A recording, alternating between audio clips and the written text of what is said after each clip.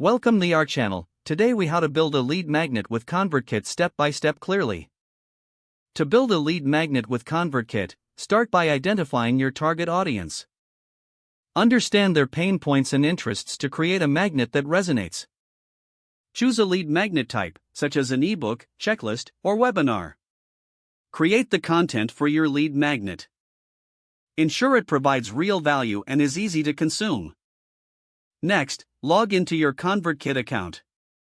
Navigate to the Landing Pages and Forms section in the dashboard. Click on Create New to start building your landing page. Select a template that suits your content style.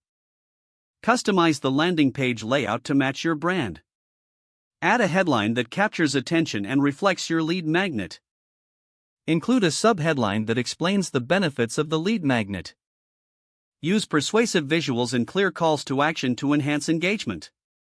Once you're happy with the design, set up the opt-in form. Configure the form fields to collect essential information, like names and email addresses. Make sure to enable double opt-in for better engagement. Set up the thank you page to confirm subscription and delivery of the lead magnet. Next, create an email that delivers the lead magnet automatically. Include a personal message, reinforcing the value of your lead magnet.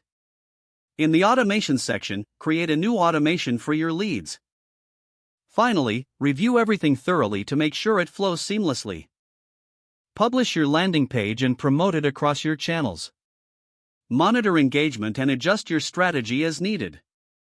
If the page does not load, refresh the browser or try again in a private or incognito window.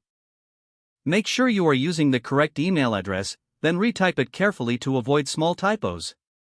If your password is not accepted, use the reset option and create a new strong password you can remember.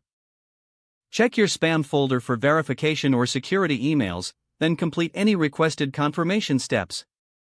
Enable two-factor authentication if available to improve account security and reduce unauthorized access risk.